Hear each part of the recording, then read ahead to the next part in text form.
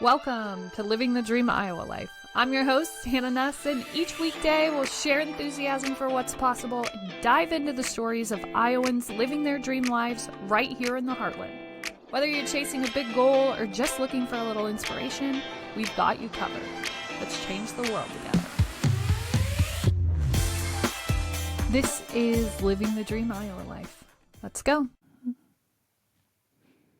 Heyo! Welcome to the Living the Dream Iowa Life podcast. I don't even know. Let me just tell you about this experience. I was just writing a little bit before I came on here because in my perfect world that existed prior to my accident and my brain injury, I could get into flow. I had a system, and it was, if you listen to the shows, like pretty much uninterruptible. Once I get going, you can't really stop me. I get in system, I get in flow, and I friggin' deliver. And consistency has always been my game. It's always been, I remember early on as an athlete, like watching kids that were so talented that could jump out of the gym, that were like these amazing specimens, and they didn't work. Like, they partied all the time, they had every opportunity in the world, and they just kind of like meh to this experience. I'm indifferent about it, right? Like, cool, yeah, I guess I'm good. And they wouldn't show up. They wouldn't show up to workouts. Sometimes they did, sometimes they didn't, but it was hit or miss. When they did show up, they didn't really work all that hard. They were talented, and that was enough. And I was never talented at anything. I still am convinced that I am not. And when people comment on specific things, I promise you, like, I'm not good because I am inherently talented at this. I am good because I force myself to do the work. Like, oh my gosh, Hannah, you're so good at quick business filings and all the things. Like, well, when you messed up, I don't know, 4 or 5 business structures prior, and you worked with the SBA, and you worked with lawyers, and you worked with different entrepreneurial programs, and you've worked with coaches, and through all of those screw ups, even though none of them became anything, like, yeah, I learned something. Imagine learning from mistakes, and it was painful, and I wish that I didn't have to, but now, sure, I'm good at that. I have contacts. I have people that I talk to. It doesn't take as long as it used to, but I've done it 20 times more than the normal person. Probably 90% more than the average person. Probably 99% more than the average person. And none of it turned into anything. And most people would go, I messed up. And it didn't work. Oof. That's embarrassing. Oh my gosh. I am such a failure. I'm going to give up. And I am such a failure. I am such a failure. I mess up all the time. I'm so imperfect in everything that I do because mostly my approach is get in, get it figured out as fast as we can, and clean up the mistakes after we started moving, or figure them out or grow into them. There are some mistakes that you can't really know until you're there. You know, I could prepare every single pre-season workout, and I'm still, as hard as I train, as hard as I follow the exact protocol, I'm still going to be exhausted from preseason, right? Like, I could follow every single business rule, go to every single business class, do everything textbook, and I'm still probably going to mess something up. And this is why. We build, right? People around us and they help us. People that know other things that we don't know. And I don't know, for me, the game has always been consistency, and I know there are a bunch of coaches and really important people that you should be listening to that will say the same thing. It's just consistency. You don't have to be the most talented, you just have to be the most consistent. And it's just true. Like, I picked up a volleyball for the first time 4 years before it paid for all of my schooling. And right, like, here's the issue. Okay? I'm an all-in kind of person. Just am. Like, we're either doing this thing and we're going to be the best and we're going to figure it out and we're going to be in it for the long haul, or we're not. And there's no in between.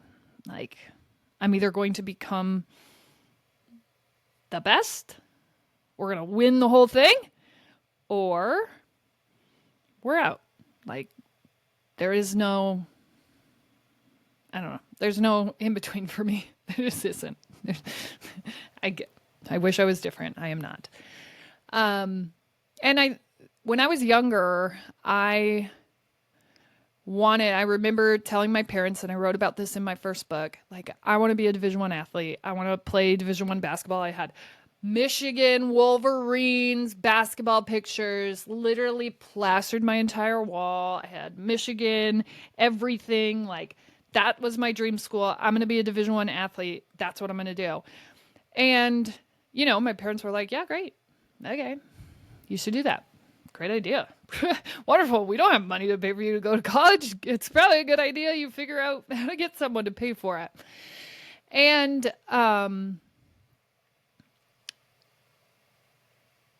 no one said you can't be that. Now, later on, I think people kind of zoned me back in and they were like, realistically, da da da da da da da. And I realized a few things, but mostly this. I could have become that, but it's unrealistic to think without seeing that, without understanding like where you're at in the matrix of athletics, where you're at and what the expectation is of that high of caliber of an athlete.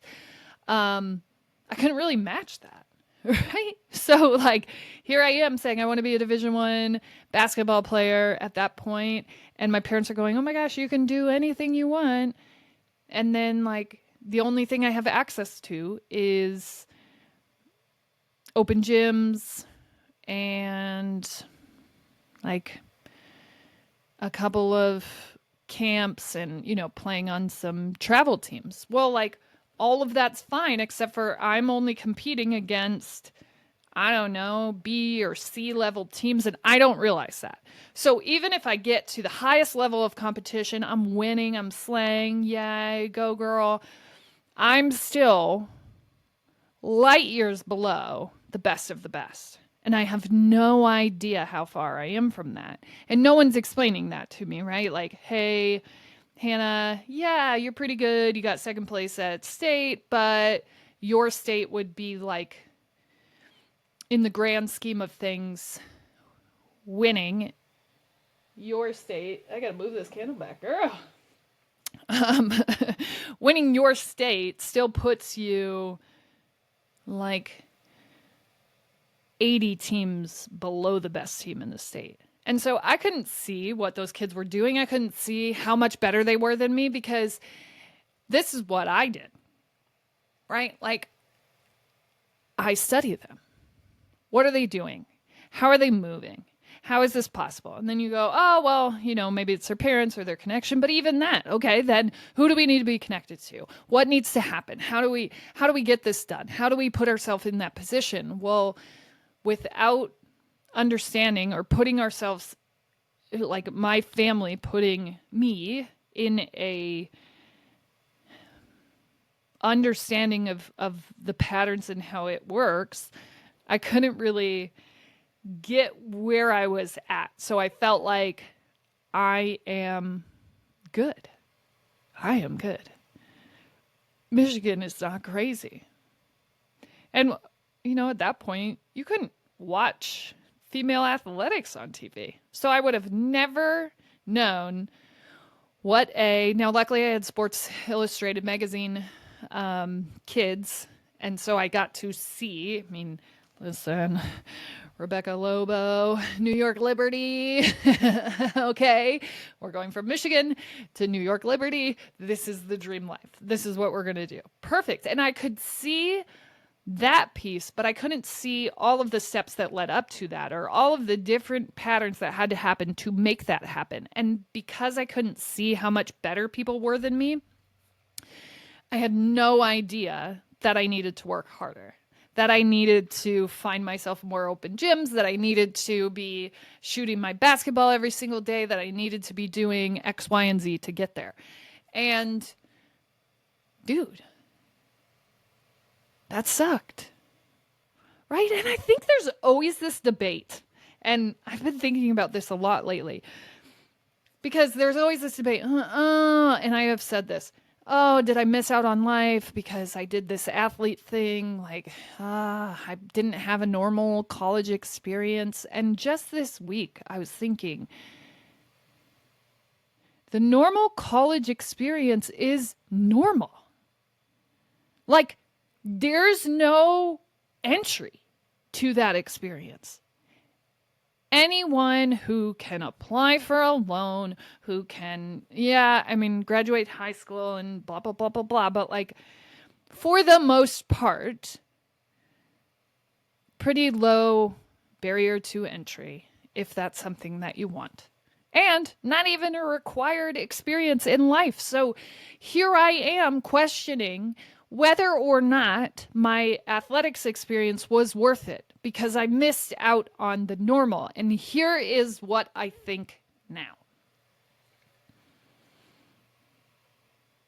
Why are we not pushing humans towards this pay-to-play experience? Instead of protect them. What if they don't have a senior prom? Okay, what if they don't?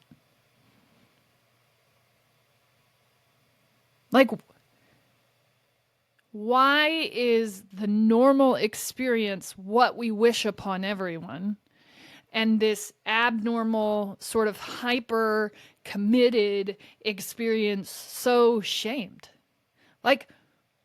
That was in it for me. That would have been all that I ever wanted. To miss something for this extended experience of athletics. I missed a lot of some things. And I don't know, it's such a delicate balance, but at the same time, it's how many opportunities do you have to strive towards something in life? And don't we think that that is probably developing a better, stronger human being than the everyday experience? Yeah, I have to believe that it does. And so for a very long time, and definitely after I left athletics, that's what I would say to myself. Oh, you missed out on a lot of life. I don't want to put my kids through that same thing. And I don't know. I think it was this past weekend, I coached my oldest daughter's team, and we're a talented team, but we're sort of a team that's as talented as whoever we're playing against. We don't understand how very talented we are. We kind of just rise to whatever occasion, and we struggle to finish those opportunities because we don't really believe that we're better than that. And so what do you do with a team like that? Well, you try to get it through to them, and sometimes it just kind of washes out in the water.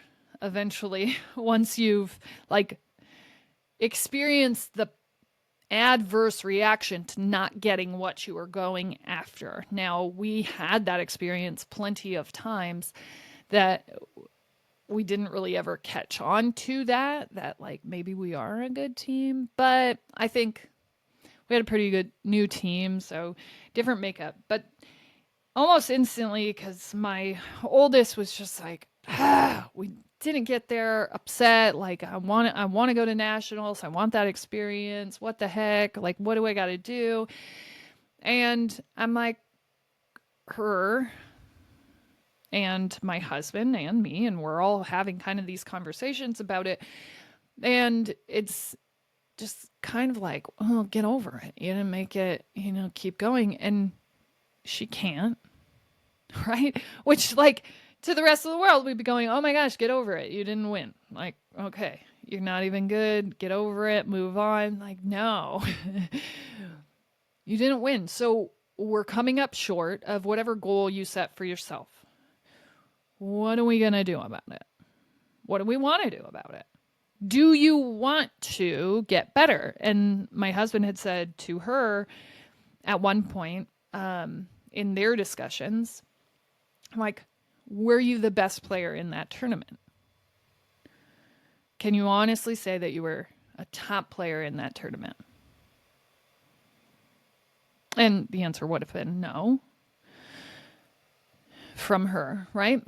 And so she says no. And we're looking at her and we're going, okay, well, you have said to us, I would like to be a Division 1 top 10 tier player. You have said that to us. We did not say that to you, that you could be. You said to us, I want to be a Duck someday. I want to go do that. So we, as a family, are going to hold you accountable to that.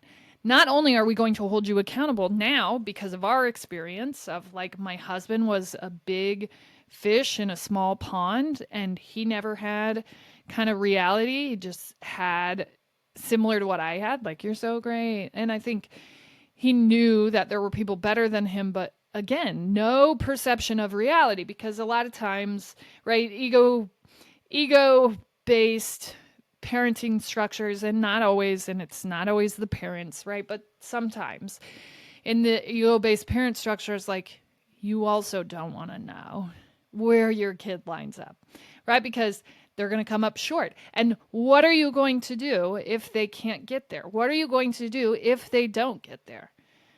Well, we don't have an answer for that, right? So maybe we avoid that, or maybe we just allow ourselves to keep winning all of these tournaments, even though we know that there are better teams out there and we know that there are better tournaments out there, and we're going to avoid those venues because we don't want the answer.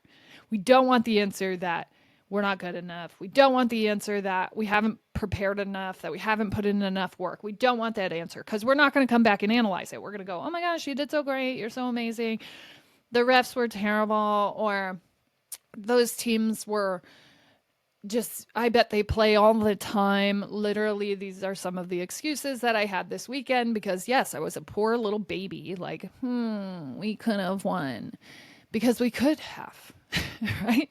But we didn't, and we weren't prepared, and we didn't have the best team there. And why didn't we? And what did we do wrong? And was it about mindset? Was it about training preparation? Like, how do we fix things so that we're more prepared to win this next year? What do we do? And my brain's just obsessing over that, to the point where eventually I'm like, Hannah, you had to sleep. Like, no one cares this much. And I think this was the trigger in my mind. Like, no one does. But I do. Right? And, like, I think I always have.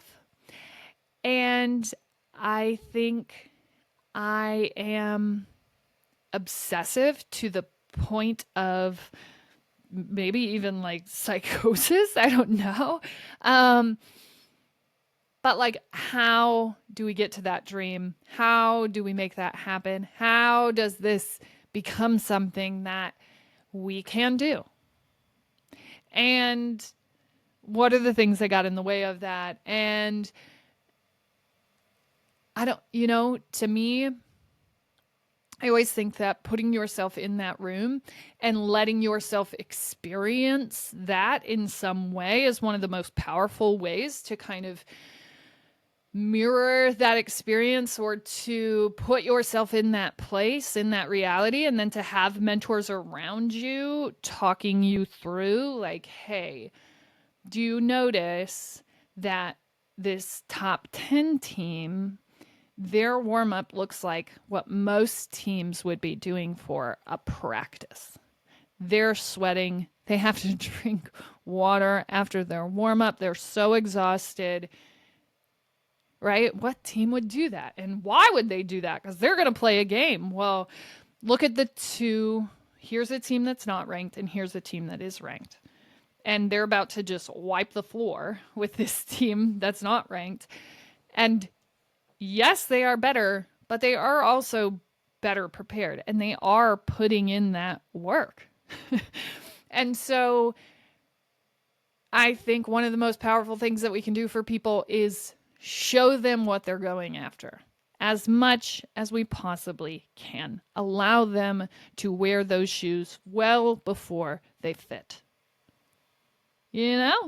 Like, go experience it. Go talk to these people. Surround you with people who've had that experience, instead of like over romanticizing it and letting you just kind of dream whimsically instead of tactically. Like, the reality is, whatever you're going after is probably going to take a lot of work. And I think so often we're ushering people away from the work because we're so afraid that they won't have a normal experience. And what is our obsession with normal? Like, why is that the caliber that we all strive for? Kids being in fancy prom dresses and having a million close friend groups. Like, that's a great experience for someone, but not everyone. And for me, like, now as I'm reflecting, and I would go, okay, could have just gone the normal path, just went to school, just did these things. I don't know. I actually really I added a lot to my plate as an athlete because I enjoy staying busy. Because I just like a lot of things, and I like to do those things. When I went to college, I was like, oh, what? There's a Buckle in this town. Buckle is a retail store that sells jeans, and they actually sold the only extra long length jean that I needed that fit properly. And so for me, it was like, this would be the dream store, because this was the only store that I could really shop at consistently, because they actually had pants that fit me, and I could only ever afford to get like one pair because they were so expensive. But that was kind of the dream. Like, what? One of those stores is here. I want to work at one of those stores. So I did that. I also was a full-time student athlete. I also did work study. I also went to school. But I majored in graphic design during my 2 years instead of just liberal arts. And so I got to meet so many interesting people, have so many different, interesting conversations. And I I was super busy, and I coached and I did all the things. But even though that was probably a heightened and people are saying you're missing out, like, to me, I was doing everything. Everything that I wanted to do, I got to do. And I got to meet so many different people. And that's a really huge part of an experience for me. I love working with different people, learning about what motivates different people, why they would do this thing, why they're attracted to this, that, and the other. And like, I love variety and change. And,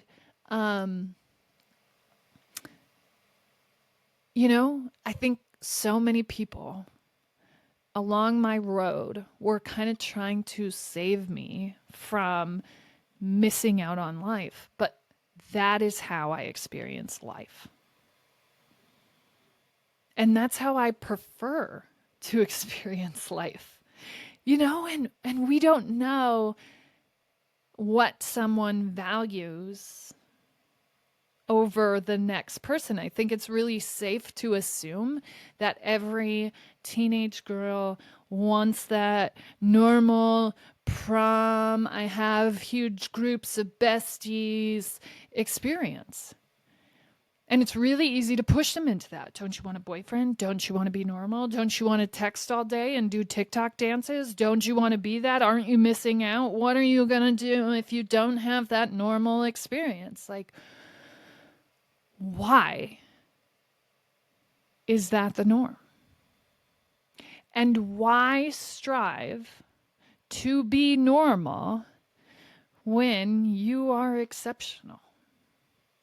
When you have this extended ability to do something successfully. Like, why go back to a normal pace? That ability to do that is etched into your being, right? You are capable of more than the average person. And I understand like the fallout, the burnout portion of recovery from that experience, because I definitely had it. Because I obviously pushed myself very hard for a very long time without a whole lot of breaks. So I understand the recovery and the need to do nothing for a while. But I think eventually, after the healing, you don't unbecome that person. Like, you are not going to stay satisfied for very long doing nothing. You are exceptional. You are incredible. You are the abnormal experience. And those have been conversations that we've been having with our daughter. Like, you get to pick the experience that you want. And there are going to be people, obviously, like calling you into being normal, giving yourself a break, not training so hard, not caring so much that you didn't win, not obsessing about that, not trying to figure that out, not signing up for this lesson or trying to perfect this skill or asking these questions or obsessing about where everyone goes and knowing how everything works. Like, there are going to be plenty of people who play that normal role and that want to pull you into normal and almost even like dangle it as a carrot. Almost like, what? No high school girl would want to miss their prom for a volleyball tournament. Like, how sad. It's like, but if that's been their experience, then that probably sounds like more fun, right? Or like, maybe they don't have a boyfriend and they don't want to go do that. Or maybe, and this is the crazy part, right? Nobody wants this to be the answer. Maybe athletics and that experience is more important to those athletes than fitting in and buying a prom dress and having a boyfriend and having a normal experience. Like, why aren't we saying you're driven? You're committed. You're amazing. And what an amazing experience and opportunity that is for you. Instead of being like, what? Oh my gosh, you poor thing. Ah, I had so much fun at mine. Like, yeah, a majority of normal people did. But when you have the chance to be extraordinary, and I think every athlete out there does and has been and is, when you get that chance, I think it's hard to not kind of shame yourself out of valuing that and loving yourself more because you are better prepared for the world, better prepared for X, Y, and Z because of that experience. And the continuation of that, I think, was a challenge for me because I didn't know how applicable those skills were, but understanding that success is the skill set. Training to play or compete at a high level is a skill set that is applicable to anything. And